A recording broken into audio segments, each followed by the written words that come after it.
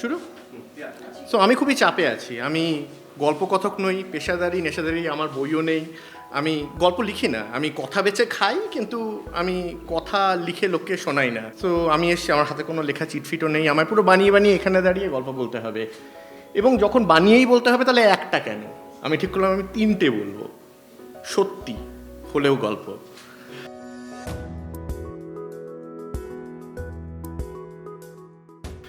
এই 3টে গল্পেই আমার তো লেখার কোনো ক্যারেক্টার নেই, সো একটা কমন ক্যারেক্টার আমি নিচে, কিন্তু আরেকটা ক্যারেক্টার আছে 3টে গল্পেই, কমন থ্রেড, সেটা একদম শেষে বোঝা যাবে।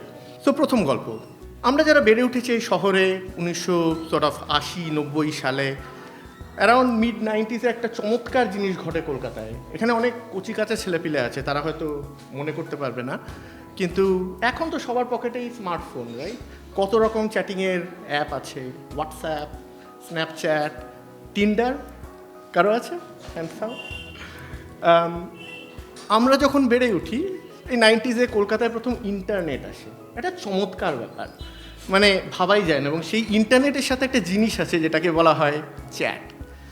সো তখন প্রায় টিনেজার বা আর্লি টোয়েন্টিজে আমরা কলেজ টলেজে পড়ছি, আমরা আবিষ্কার করি Yahoo chat, MSN chat, Rediff chat. কেউ যদি দেখতে ইন্টারেস্টেড হয়, আমি অনেক খুঁজে, এটাই আমার চিট, গুগল থেকে একখানা স্ক্রিনশট পেলাম এই রকম দেখতে। তো সেই 1998 সাল নাগাদ, আজ থেকে 20 বছর আগে, আমি চ্যাটরুমে প্রথম ঢুকি। আমার নাম ছিল Bantul the great. Bantul the great. বিভিন্ন রকম চরিত্রের সাথে আলাপ হয়, বিভিন্ন রকম ছেলে এবং মূলত মেয়ে যা হয় আর কি, আর এমনি এমনি কি চ্যাটে ঢুকেছি নাকি। তো সেখানটা মেয়ে খুবই কম কলকাতা তখন। রেডিফের চ্যাটরুমে আমার সাথে আলাপ হলো চালু গার্ল নাম্বার 1-এর।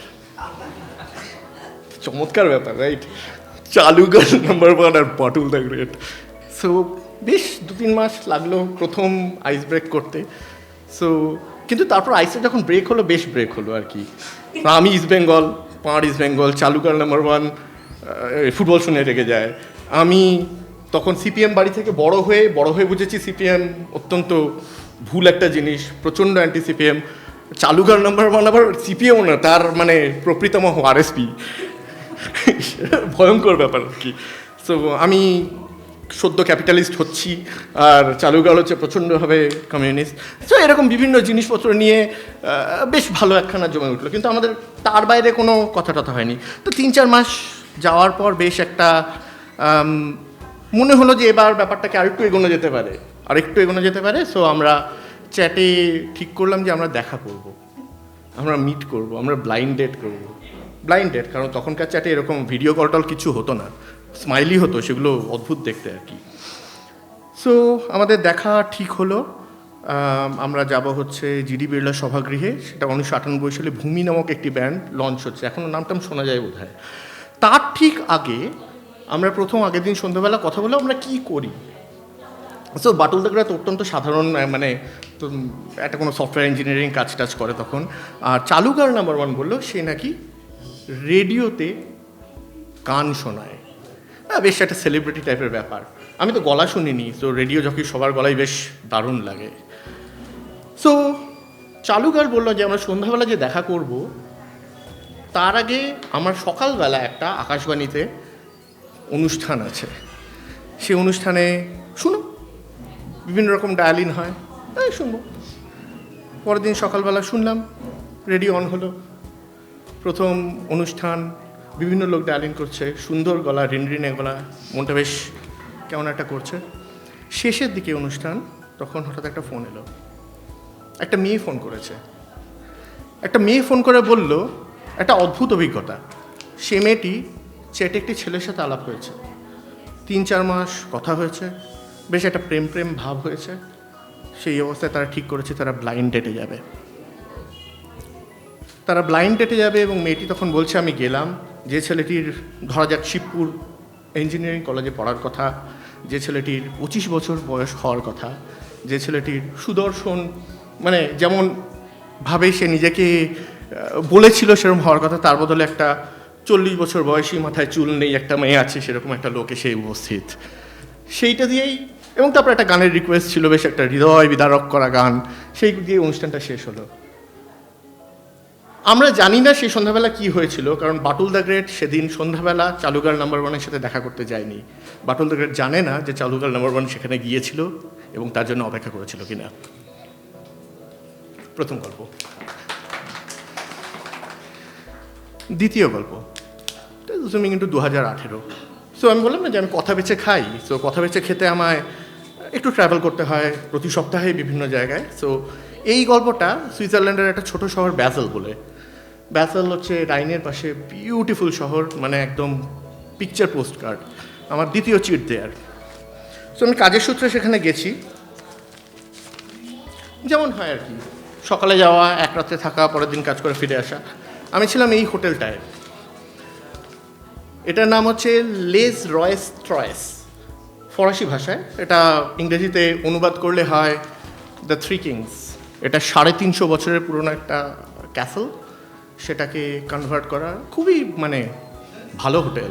ক্লায়েন্টের পয়সায় থাকছি, আমাকে তো আর ভাবতে হচ্ছে না।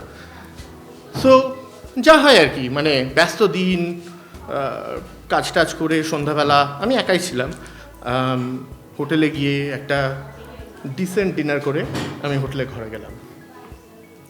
তখন ওয়ার্ল্ড কাপ চলছে, খেলা দেখলাম, এখনও মনে আছে, ইজিপ্ট ভার্সেস রাশিয়ার খেলা, যেটা রাশিয়া জিতেছিল 3-1 গোলে। এবং খুবই টায়ার্ড, মানে লং ডে যেমন হয়, ভোরবেলায় উঠে সারাদিন কাজ। শোয়ার ঠিক আগে আমি আমার মেয়ের সাথে হোয়াটসঅ্যাপ তো নয়, ফেস টাইম করলাম। ফেস টাইম করে আগে যা হয় আর কি, মেয়ে পিয়ানো শিখছে, পিয়ানো নিয়ে বিভিন্ন গল্প বললো, তার একটা প্রোগ্রাম হয়ে বললো, তার বিভিন্ন স্কুলের জিনিসপত্র হচ্ছে সেগুলো বললো, বলে টলে আমি শুতে যাচ্ছি। টিভিটা জাস্ট বন্ধ করব, সেই মুহূর্তে কিছু একটা হলাম ঠিক বুঝিনি, হঠাৎ একটা চ্যানেল সুইচ হয়ে টিভিতে একটা জার্মান রেডিও চলতে শুরু করলো, জার্মান ভাষায় ক্লাসিক্যাল মিউজিক, বিউটিফুল একটা মিউজিক। তো whatever that is, lovely. Switch it off, রিমোটটাকে অনেক দূরে রেখে দিলাম, শুলাম। ঠিক অ্যাবাউট 1.5-2 ঘন্টা বাদে আমার ঘুম ভেঙে গেল। ঘরে জার্মান রেডিও চলছে, জার্মান ভাষায় ক্লাসিক্যাল মিউজিক চলছে।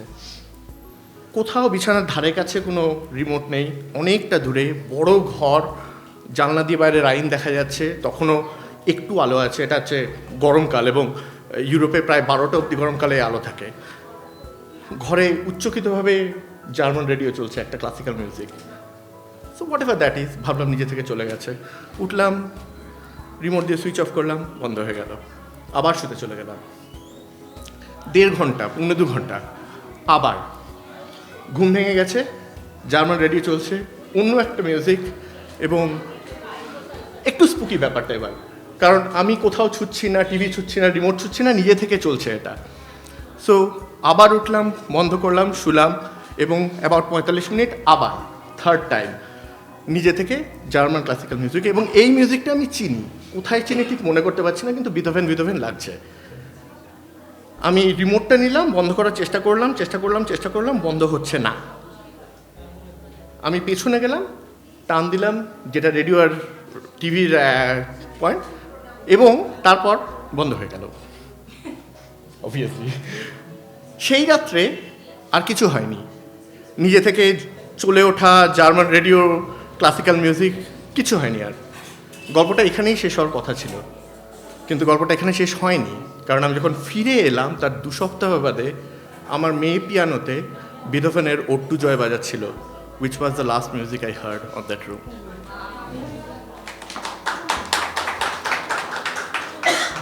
তৃতীয় গল্প, আবার 1998 সাল বা তারও আগে, যদি এটা থাকে। এগুলোকে আমি প্রিন্ট করে এনেছিলাম, কিন্তু আমার ব্যাগের মধ্যে জল পড়ে যাওয়াতে সব নষ্ট হয়েছে। কেউ কি চেনে এই ভদ্রলোককে?